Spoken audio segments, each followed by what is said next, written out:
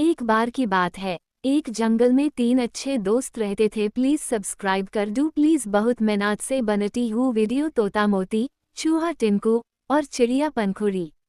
ये तीनों छोटे छोटे थे, लेकिन हमेशा कुछ न कुछ मजेदार करते रहते थे। तोता मोती था एक अल्ट्रा स्टाइलिश तोता, जो हमेशा अपने पंखों को संवारता रहता था। अगर जंगल में कोई फैशन शो होता, तो मोती हमेशा जीतता। एक दिन वो खुद से कह रहा था, देखो देखो, आज तो मैं उड़ने से पहले अपना पंख ठीक कर लूंगा। स्टाइल भी चाहिए, तो पंख भी चाहिए। अब चूहे टिंकू की बात करें, तो वह था जंगल का सबसे आलसी चूहा। वो हमेशा अपनी बिल में सोता रहता था, और अगर कोई काम करने की बात आती, तो कहता, मैं तो सोने की मशीन हूँ, टेंशन न लो। और फिर चिड़िया पंखुड़ी, वह थी जंगल की सबसे मजेदार चिड़िया। हमेशा कुछ न कुछ गाना गाती रहती थी, और उसकी आवाज थी खचम खचम। वो पंख फड़फड़ाते हुए अक्सर कहती, मैं तो जरा झूम के गाती हूँ। अब एक दिन जंगल में एक तेज आंधी आई।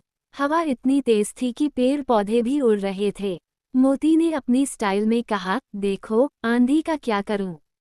मुझे उड़ने की जरूरत नहीं, मैं बस पंखों को सेट कर रहा हूँ। टिंकू चूहे ने देखा, आंधी आ रही है, लेकिन वह बोला, आंधी आ रही है, मैं तो सोने जा रहा हूँ। अगर आंधी ने मुझे उठा लिया तो भगवान का काम। और वो अपने बिल में आराम से घुस गया।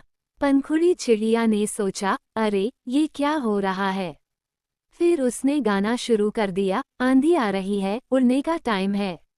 लेकिन वह गाती रही और हवा से उड़ने लगी। और फिर क्या हुआ, वो एक पेड़ से दूसरे पेड़ तक ऐसे उड़ते हुए जा रही थी, जैसे उसे हवाई यात्रा का अनुभव हो। अब सबका घर उड़ने लगा, मोती का तोता घर झूलने लगा, पंखुड़ी की चिड़िया का घोंसला झूलने लगा, और टिंकू का बिल तो आंधी के कारण तहस नहस हो गया। तीनों बच्चे घबराए हुए एक जगह इकट्ठा हुए। मोती बोला, चलो यह अच्छा मौका है, एक फैशन शो करते हैं और देखेंगे कि आंधी के बावजूद कौन स्टाइलिश दिखता है।